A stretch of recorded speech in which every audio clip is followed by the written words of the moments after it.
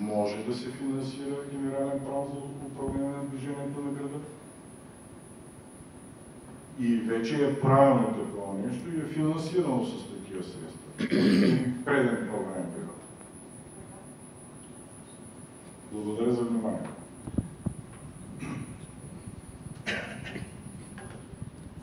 И тук последната проектна идея към този момент е насочена към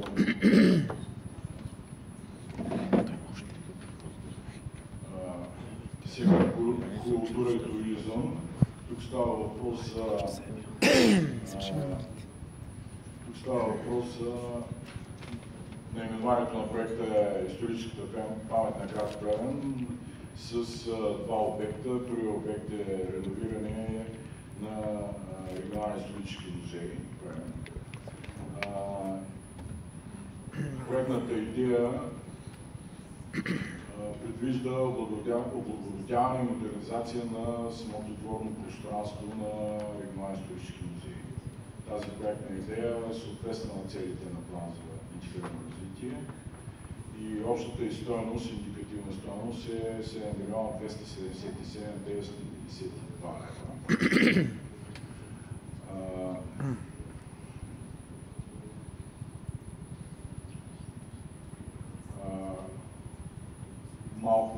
Малко детайли за това инвестиционно намерение. Ще бъде изграден един амфитеатър с над 387 седящи места и съответни помещения към него, помощни. Една зала за експозиции, между другото Плевен е беден на такава инфраструктура, която може да се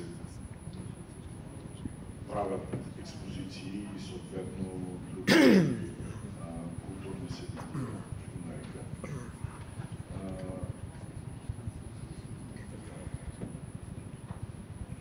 И съответното благоустрояване на пространството, като се използва комбинация от дръсни, храстови групи с запазване на съществуващата растителност.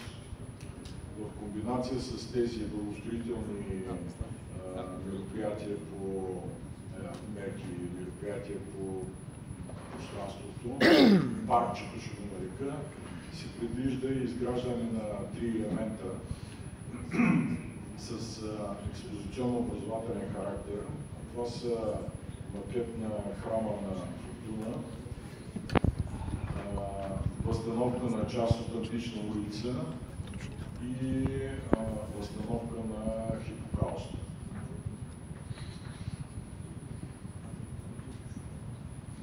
Следващата, всъщност, в състава на следващия ефект е реновиране на Северен парк музей. Тук се предвижда облагородяване и модернизация и физическо съхраняване на съществуващи паркова растителност и паркови елементи в Северен парк, като алеи, мемориали и сгради, чрез реставрационни и социализиращи дейности. Реставрирането, обновяването и опазването на парка ще допринесе за подобряване състоянието на парка и съхраняването в техничен вид за потомците. Тази проектна идея също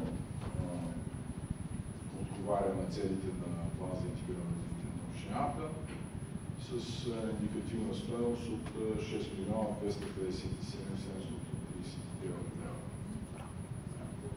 И общата стойност тук в тази обща проектна идея е 13 милиона 535 691 лева. Благодаря ви за вниманието.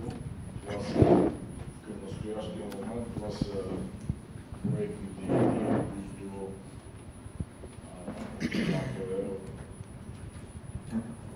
има намерение да пусне към звеното за отбор на проектни идеи.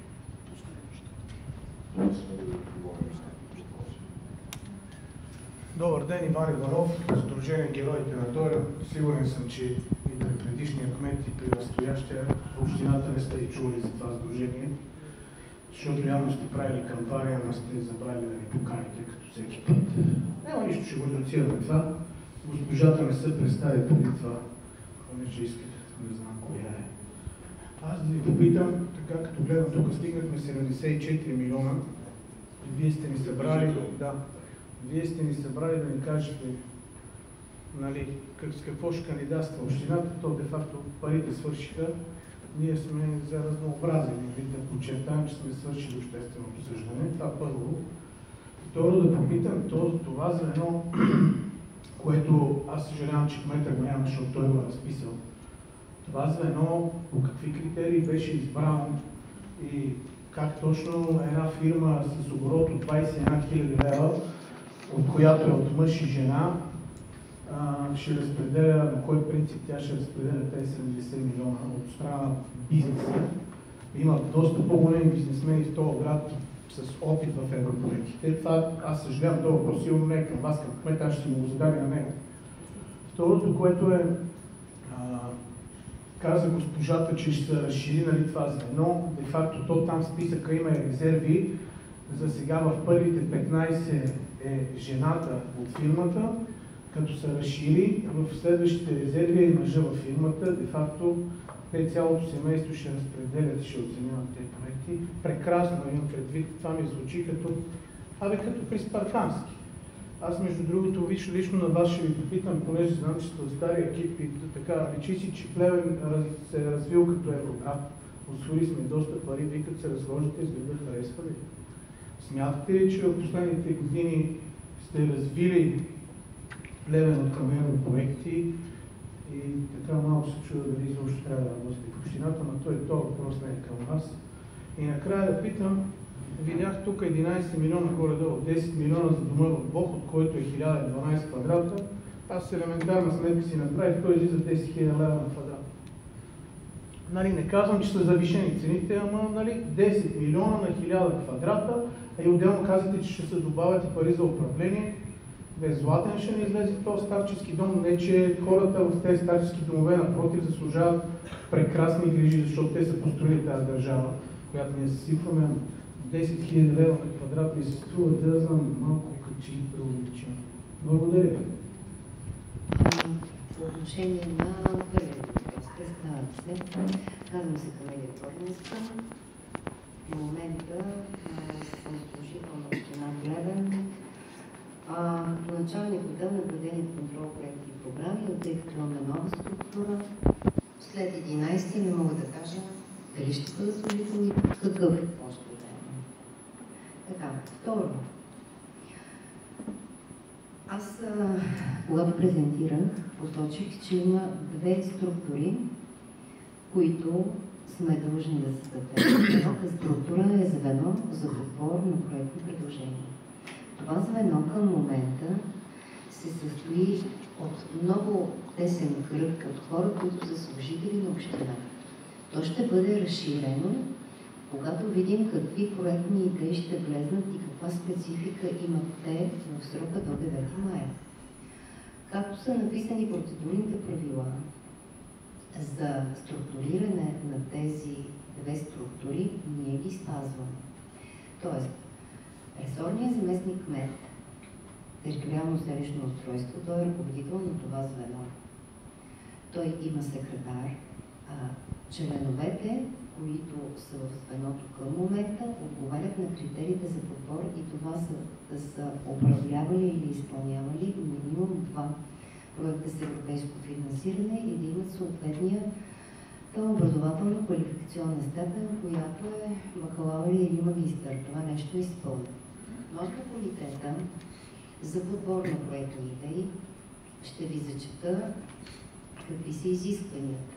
Задължително трябва да има представители от зелените страни, 2 представители на общинска администрация, 3 представители на граждански неправителствени организации, които, тъй като е доста дълъг текста, трябва да бъдат представители от 3 области: недискриминация, равни възможности, околна среда, образование, наука, култура, младежки инициативи, маргинализирани групи.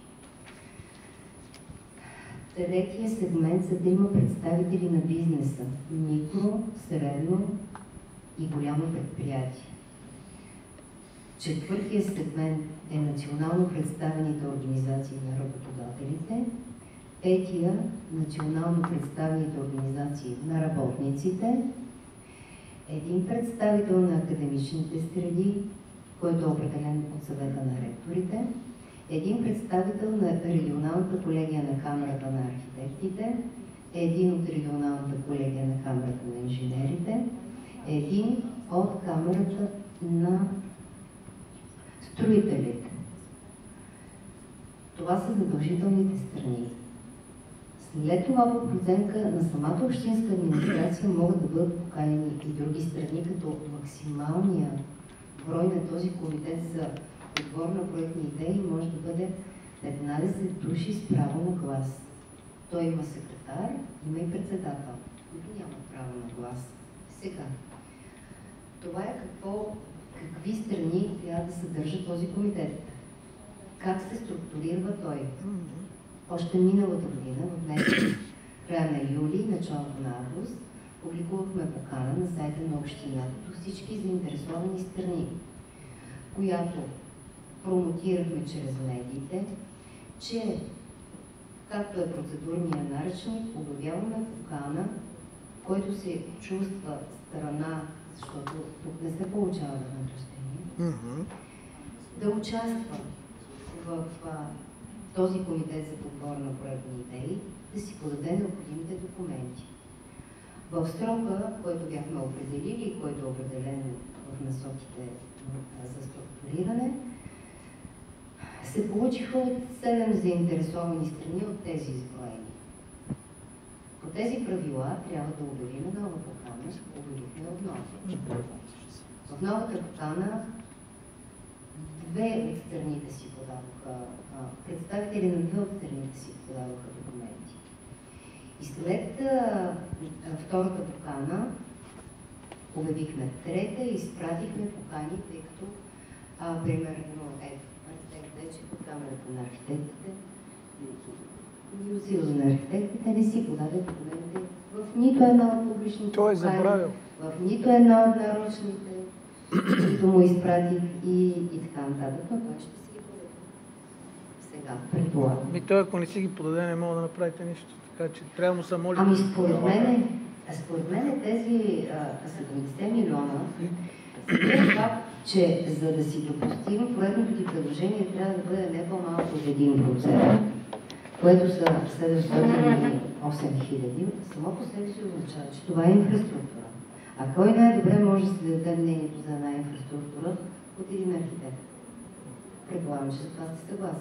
Да, аз даже се очудвам, че го, нали, не е в този списък, ма пък други хора... Как на сила да го накараш да се подаде? Не може, факт, не може. Аз се очудвам, че той е тук и че беше на първото събиране на комитета за подбор на проектни идеи, на мен лично говори, че вероятно повече имаме такива. Почти се съгласил и аз го усещам. Добре, защото не е необходимо само да имаш вербално съгласие, имаш изписани необходими документи, които трябва да представиш. Ние винаги пропускаме тези работи да са... Явно поканите са твърде така... Извинявам се, господин Попов. Явно така ги промотирате, че почти никой не ги разбира. Ама ще ги поправите тези работи. Специално до Съюза и до Камерата на архитектите поканите са на имейл, личен, достатъчно видим, всички боравим с електронни почти. Можете да включат си. Добър ден на всички. Аз съм архитект Илия Дечев, председател на Съюза на архитектите дружество в Плевен и на Камерата на архитектите, регионална колегия в Плевен. Така или иначе обединяваме двете структури на архитектурната колегия в Плевен. Съгласно Закона за устройство на територията, в експертния съвет по устройство на територията, продължително трябва да има представители на Съюза и на Камерата на архитектите. При избор на главен архитект отново Съюза и Камерата на архитектите участват със свои представители в комисията, която избира главен архитект. Когато беше обявен този комитет малко революционно звучи, за съжаление не е революционен, за избор на проекти. Всъщност Съюз на архитектите не беше поканен. Чудесно. Ако ние ще избираме проекти и не са поканени архитектите на Плевен, тогава ние какво правим? Затова в знак на несъгласие с отправената покана само към Камарата на архитектите, без да бъде поканен Съюза на архитектите, затова ние просто не се включим в комитета по подбор на проекта, докато не бъде поканен Съюза на архитектите. Вече има отправена покана и към Съюза на архитектите, и към Камарата на архитектите, има уверението от господин Кметов, че заповедта, която е заедно, ще бъде коригирана, така че до края на седмицата Съюз и Камара на архитектите ще споделят необходимите документи, за да бъде включен, надяваме се, в новата заповед и да може да работи спокойно този комитет за подбор на проекта. Това е това ще е. А може да дам малко така, да се скаже с приоритетите и с програмата на общината.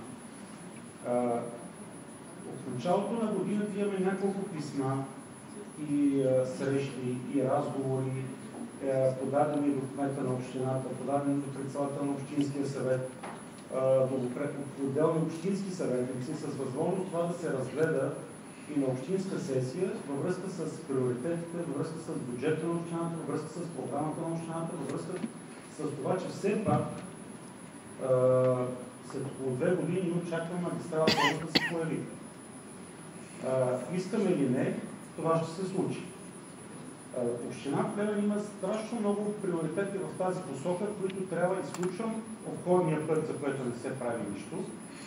Изключвам другите неща, но ние в рамките на града невралгични пунктове, които трябва да се развиват, които трябва да се проектират, които трябва да може да се...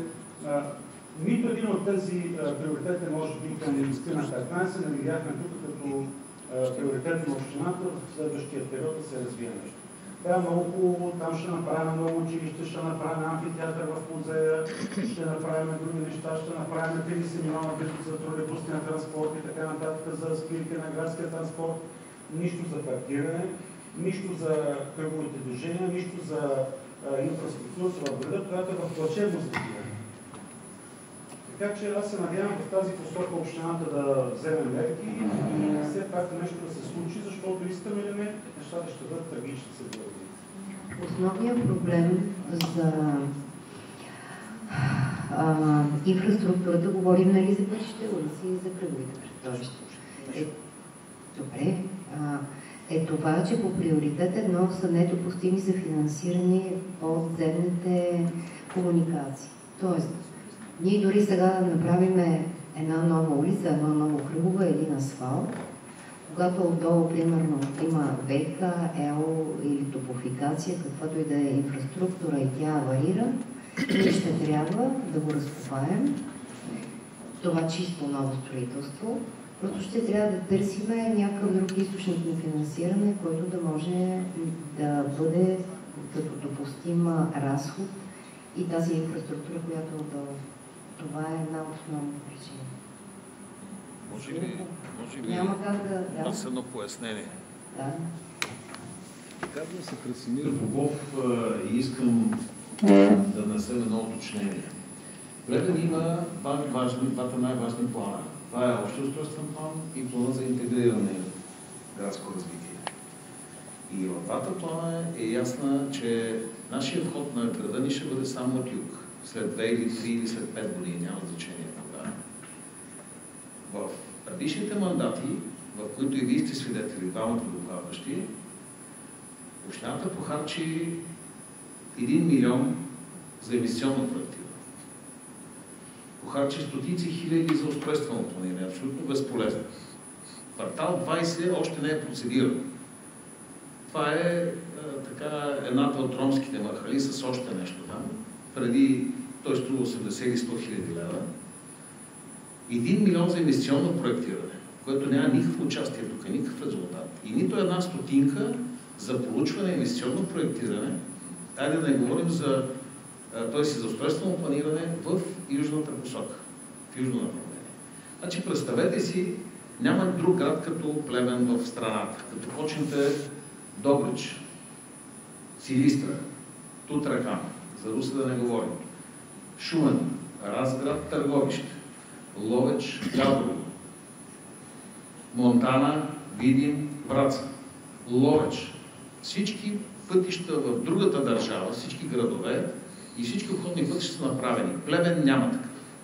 И никой не го е от общината до сега, няма нито един общински служител, нито едно длъжностно лице, нито един кмет до сега, без сегашния, защото не знаем.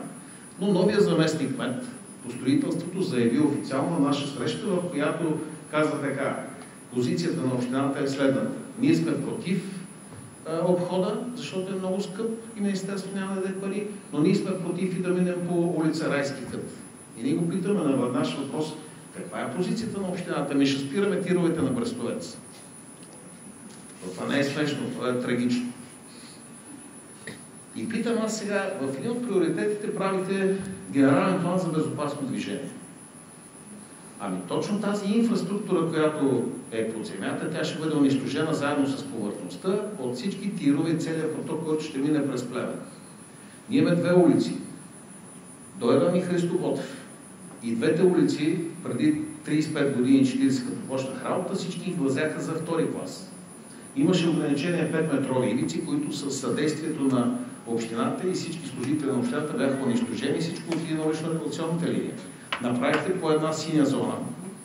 В двете има по една лента за движение и по тази лента за движение ще мине трафика, който ще отива в цялата промишлена територия на Плевен, която за съжаление на север ще отива на 50 км на изток и 30 на запад, ще отива по Никополо и навсякъде.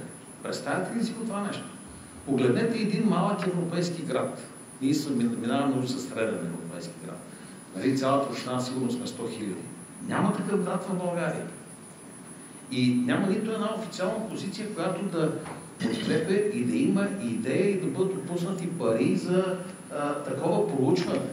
Не за проектиране инвестиционно. За мен това нещо е, как да кажа, не е пагубно, това е, не мога да го определя не мога да намеря подходящите думи. Това е такава незаинтересованост на общината, такава абдикация от ролята си на по компетентност и законност да абдикира от ангажимента си да прави тези процедури, тези проучвания за бъдещи инвестиционни намерения, за мен е абсурдно. Всички тези неща са романтични, те са имиджови, те са сигурно много добре биха звучали, но за какъв туризъм говорим ние тук? Какъв туризъм ще има в Плевен? Нали? Ние нямаме връзка между тези две улици. Те са в безобразно състояние. Организацията на движение също е безобразна. Безопасността също. И представете, целият трафик ще мине през Плевен. Как ще стане това нещо? Освен това, вижте, не говорим. Разбира се, тези пари бяха похарчени, за които аз казах. Нали, бяха похарчени. Имайте предвид, че 1 милион инвестиционно проектиране общината не е имала за последните 30 години. Не е имала такива пари. И всичките този 1 милион беше похарчен залог. И от тук нататък слагаме нови начала и новото ръководство, новото ръководство вече половин година. Нали, така е конституирано. И нито един човек от общината не заяви нищо по този въпрос. А сега и в тези приоритети няма никаква идея за това нещо. Не знам. Моля да отговорите как ще направите задание за безопасността на градския транспорт през града ни с оглед, че в този период, на който ще се изпълнява плана, ще бъде трафика през града ни от магистрала Хемус. Това не може да го напишете даже в едно задание. Извинявай. Всъщност, архитект Попов мога да ви отговоря. Въпросът ви е лаконичен, защото аз не знам отговор. Защото не съм човека, който трябва да даде такъв отговор. Аз знам какво мога да ви отговоря, но не по микрофона. Разбирате? Не съм аз човека, който да ви отговори на всички тези въпроси. Тук, понеже има... А по отношение на само да върна отговора на Иван Иванов се казва. Господин Иванов, по отношение на квадратурата, която е посочена, тя е само за жилищната част. Тя не е за цялата сграда. цялата сграда резерв, който мисля, че беше 3600 квадратни метра. Пак идва по 3000 лева на квадрат. Което на фона на 10 милиона. Имайте предвид, че това не е само стойността на строително-монтажните работи. Тук са включени стойността на авторския надзор, стойността на строителния надзор. Така че, плюс фотоволтаик, който е в горната част на самия терен. Така че, чистото строителство за сграда е много по-малък обект като средства. Аз мисля, че правих една сметка, стойността на 1 квадратен метър резерв чисто излиза на 2050 лева. Това без пари. 2050 лева. Това е, между другото, най-изпиления. Те на толкова продават строители. Ще си го позволя да кажа най-изпиления СМР обект. Последно уточнение. Тук има представители на държавата, които са също наблюдатели, защото те също нямат позиции. Те не участват, въпреки че знаят тези всичките проблеми. Те участват единствено и само според конъюнктурата от политиките, които прави АПИ. Вие знаете АПИ какво прави, за какви политики. Там и как се сменят въпросите и така нататък. Аз не искам отговор на представители на общината. Този въпрос не е риторичен, той е просто въпрос, на който трябва да се дават отговори, да се търсят отговори, а аз ви казах, нито от областта, нито от държавата, нито от един компетентен човек, който участва в управлението, не съм чул един смислен отговор на тези въпроси. И да не говорим, че няма никаква позиция. Аз ви казах, това е официалната позиция. Това е.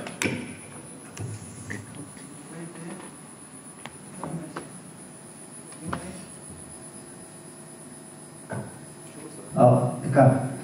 Димитър Гавроков, директор на театър Иван Радоев, Плевен. На фона на това, което сподели господин архитект, нещото, което ще кажа е много древно и много незначително, но все пак е пак в тази област, строителство и архитектура. Това, което виждам като проект за музея, за 7 милиона с изграждането на амфитеатър в двора на музея, само един съвет. Вече ми се наложи, вчера се откри в Казанлък един тракийски комплекс за 10 милиона, където трябваше да има такъв външен летен амфитеатър. След така и стабилни консултации с нас, все пак ние се занимаваме с театър, общината махна летния амфитеатър от проекта си. Изграждането на летен амфитеатър и използването му е нещо много особено. То не са просто и каменни пейки и една трибуна отпред за сцена. Доста по-сложни конструкции. Само бих посъветвал не с нас. Ако се прави това нещо, вземете си специалисти в областта на театъра и го направете като хората, защото така това, което видях като проекта, е просто камък, който няма да върши абсолютно никаква работа. Това е.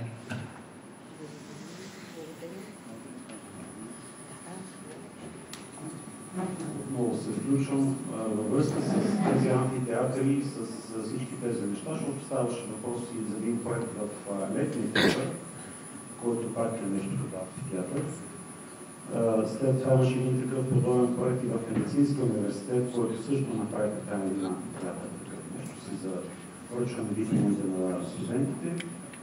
Нека все пак, понеже говорим за сгради, които са паметници на културата, да се уважава и да се вземе карта по Закона за културното наследство и становище от Министерството на културата, защото Закона за културното наследство е толкова закон, колкото останаха закони. Благодаря. Всъщност този проект не се само с снимка на.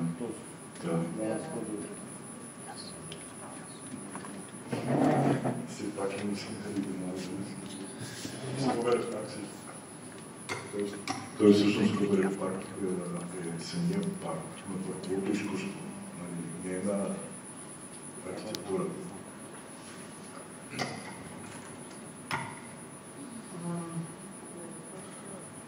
Отговор на архитект Попов. Значи към централния бюджет бяха подадени за около 45 милиона улици, така че имаме развитие в тази посока. Не мога да ви ги кажа, защото просто не ги знам. Обаче знам, че... Хайде не са за 45, всъщност не. Поне за... Не мога да обърках се. За 15, да, за 15. Да.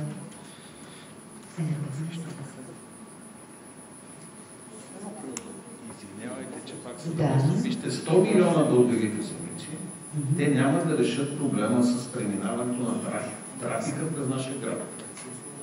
Представете ли си? Няма такъв град като Плевен, който да няма обход. Няма такъв град. На Балканския полуостров, не в Европейския съюз. В Турция, Гърция, в Албания, където да отидете да видите, такъв град като Плевен няма. И представете си тези 100 милиона или 30 или 50, които бъдат дадени в инфраструктурата, как ще бъдат унищожени от тировете, които ще преминават. Не може заместник кмета, сегашния, да ги спира с палката на Брестовец. Няма как да стане това нещо. Физически и общината не може да го направи. Според мен тук е областта също би трябвало да има позиция, въпреки че нали, там държавната власт вече там е сложна при тях, не знам какво става. Но в крайна сметка, независимо от държавната власт, местната власт за мен е по-важна. Затова вие сте приоритети и трябва да го решавате този въпрос. Не може да не си давате сметка. Всеки похарчен лев ще бъде загубен, ако няма такова решение за транзитно преминаване, независимо какво е това. Ние си направихме труда няколко човека да дадем в общината в материал, с който сме определили в западно и в източно направление няколко възможности. Едната е резервирана от 65-та година. Да ви кажа, ако някой го интересува. От 65-та година има по Шишман по регулация 20 метра по регулация, резервирани, които отиват на мотофоя към Ловешкия, към Софийския. Отиват точно на Казанка. След това има още една възможност, която беше определена с общия устройствен план. Това е вагонетканата линия, линията с вагонетките, която също отива към Ловешкия. На изток има две възможности. Едната е по улица Райската, която отива на Гривишко шосе, и има още един истински обход, който по законите на Република България всеки един град като Плевен, който се свързва с магистралата, трябва да има обход извън границата на населеното место, извън регулация. Това е възможността на тази, която е заложена в общия устройствен план на града и в общия устройствен план на общината. Така че похарчените пари по всички тези проекти и идеи, след това ще бъдат похарчени пак, защото те ще бъдат унищожени. Това е моето мнение. Това е мнението на всички специалисти. Нито един, аз не се считам за специалист, защото аз се занимавам с инвестиционно устройствено проектиране, а не с пътно строителство и комуникации. Но ние работим заедно с такива хора и знаем тяхното мнение. Общината има известна експертиза в това отношение, обаче нито един човек от общината не се е изказал по този въпрос. Официално или не.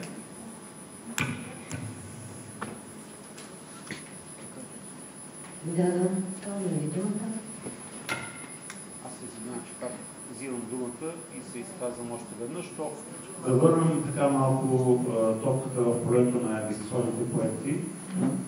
Представените проекти за детски градини и училището, което е направено, те са направени вече, имат може би разрешение за строеж. Но тук има още няколко проекта, които са пак за културни институции. Става въпрос за галерията Свети Руси. По същия начин и за галерията, която е на Илия Пешков, което също знам, че имат проекти, които са стигнали до някакво ниво.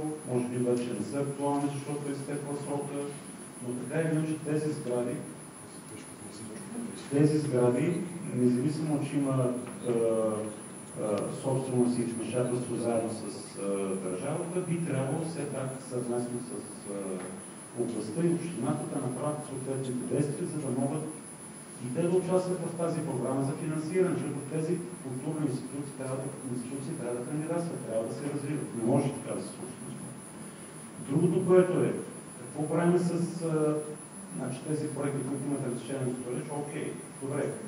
А с бъдещите, които искат да кандидатстват, защото, извинявайте, за днес сме 10-ти, ако аз имам инвестиционно намерение да направя една спортна площадка на ново училище или детска градина, какъв срок ще ми трябва да искам виза за проектиране, да направя инвестиционно намерение, макар и идейно, да кандидатствам, за да мога да отида на общински съвет, след това да има решение на общината, което ще бъде може би на 25-ти, ако няма друго някаква заведена сесия, след което да получи разрешение за строеж и да успея на 9-ти да се подам документите. Разбрах въпроса. Значи, пак само пояснение.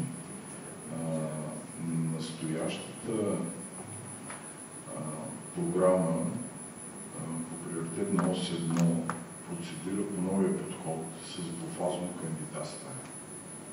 Тоест ние първо подаваме проектна идея. Към тази проектна идея в момента не се изискват никакви документи. Да представиш разрешение за строеж, съответния работен или технически проект по закон за устройство на територията. Така че това време до оценката, до подаването, до оценката, след и на проектните идеи, съответно влизането им в списъците, подаването в програмата за развитие на регионите, там събиране на комитет за наблюдение, издаване на указания, конкретни указания за кандидатстване на всеки един бенефициент. С всеки един проект по сектори, както са разделени, ще бъдат конкретни бенефициенти. Това ще отнеме време. Буквално, да не го казвам толкова оптимистично, буквално ако в ноември месец излязат насоките, трябва да викаме ура, както се казва. Това е всъщност идеята. Така че може да се проектира и след като си пуснете проектната идея, но тук трябва да имате някаква стойност, която да заложим. Тя поне на идейна фаза няма как да не извадиш стойността. Нали? Така е. Поне на идейна казвам. Да допълня само колегата. Единственото, което е в плюс, ако вие сега на тази фаза 1 за подаване на проектна идея имате готов инвестиционен проект или разрешение за строеж, тогава при самата оценка ще получите повече точки. Това е, нали, единственото и като се приоритизира, ще бъде по-нагоре в списъка. Сега аз много се извинявам, но понеже залата е чужда и я ползваме до 17:30, който иска да зададе въпрос, който да бъде по-бърз, тъй като в 17:30 трябва да напуснем. Може ли не въпрос за коментар?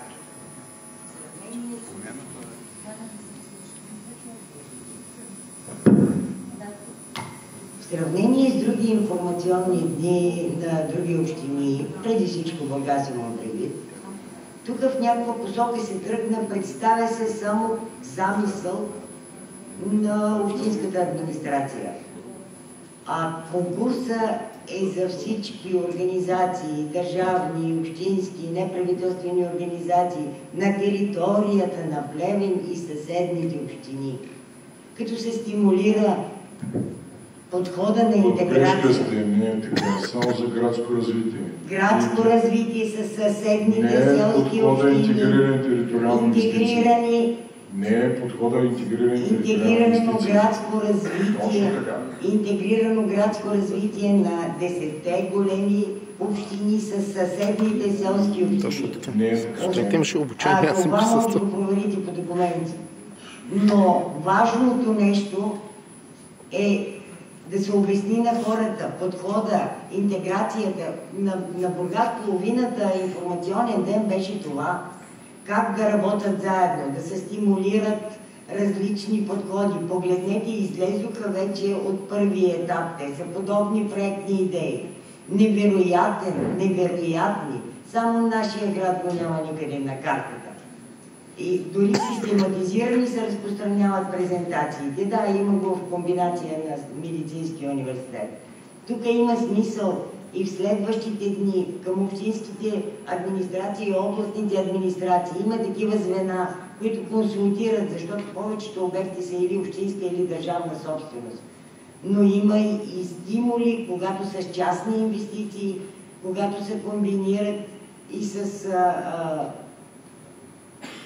частно финансиране, не само 100% държавно финансиране.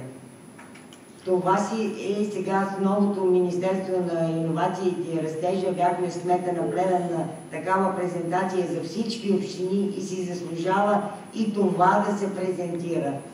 И всяка седмица това правят другите общини, колкото може повече хора да кандидатстват. Повече богатство от проекти. Няма предрешение, няма решения.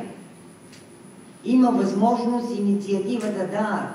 На първо място е приоритизацията, която всички трябва да поздравим архитектите на Плевен. 2 месеца работиха, за да приоритизират проекти. Не е лесен този процес. Дори да ги устойностят, но това, че ще се актуализират, една част ще влезат сега в актуализацията на ПИРО, други след това, като е годишната актуализация, защото е междинен период на 24-та година, е междинен на целия период. Това, което не е направено при подготовката на ПИРО, най-бедното ПИРО на страната, може би, сега може да стане. Които всички го дават за пример. Да. Погледнете другите и в сравнение. Плевен трябва да гледа не само в обувките, а и в сравнение с другите. Но има шанс и повече хора да участват. Радвам се, че има такава активност. И не да се предрешават въпроси, могат да се подадат много проекти. Повечето обходни пътища, актуалните проблеми, които поставиха архитект Попов и архитект Дечев, са подадени от АПИ в партньорство с общините. Сега представителя на областно пътно просто пътува, си заслужава. На повечето места областните администрации са координатори. Погледнете резултатите от първия етап. На колко места, да, не участват, но координират тези процеси. Защото голяма част от обектите, и то на Плевен, това е спецификата, с държавна собственост. И това партньорство е задължително, както и съпорта, дори да не участва областна администрация. Така че радвам се на активността и си заслужава да се положат усилия не само за инфраструктурни проекти, говори се от одеве само за строителство. И в плевенските критерии разрешението за строеж ще с най-много точки. То има оборудване на културните институти, на висшите учебни заведения, на средните училища. Това оборудване не се оценява с разрешение за строеж. Примерно една академия по изкуствата. Чакаме тогава техните проектни намерения. Те хората работят. Въпросът е, че от тук, от информационния ден прозвуча, ето на това е решено. Хората работят, града се събуди и аз съм щастлива. Не знам защо така е прозвучало. Това се говори. Това събитие... И не само строителство. Това събитие, всъщност, основният акцент е да представим проектните намерения на община Плевен, тъй като така е по указанията. Така че ние много се радваме, че има такава активност и че толкова хора посетиха събитието. И много се радваме на вашето активно участие, защото по този начин те ще бъдат промотирани и да си подадат проектните идеи. Строителство, понеже много е голям процент, 708 хиляди, трудно и да договоруваме обсъждане. Зависи от проектите и колко партньора. Така е, чакаме ли? Плевен привлича много интересни партньори и това заслужава внимание. Плевен се събуди, което е добре. Така е. Добре, да призова вас, заповядайте. Аз съм Наталия Цанева, общински съветник. Здравейте на всички. Аз също много се радвам за хората, които са тук в тази зала. Означава, че всички нас не интересува какво се случва в Плевен. И от тази гледна точка, от началото на това събитие се чудя защо от звеното за подбор и от комитета има ли хора или няма, защо не са представени, защото всички тук, които са заинтересовани страни и смятам, че всеки заслужава вниманието освен на служителите от общинска администрация, които обраха негативите и си направиха труда да ни запознаят всички доста подробно с плановете на общината за идейните проекти. Аз мисля, че беше редно да бъдат тук и хората от комитета, защото на практика те са хората, които ще разпределят средствата за реализиране на тези идейни проекти на територията на община Плевен. И Владислав Иванов, заместник-кмета, също би следвало да бъде тук, защото част от въпросите бяха насочени към него и той ще даде добри отговори. Благодаря. Владислав Иванов отсъства от града. Ще се върне в края на седмицата. Ние нямахме начин да направим по-късно това събитие, защото съгласно указанията, последната дата беше 13.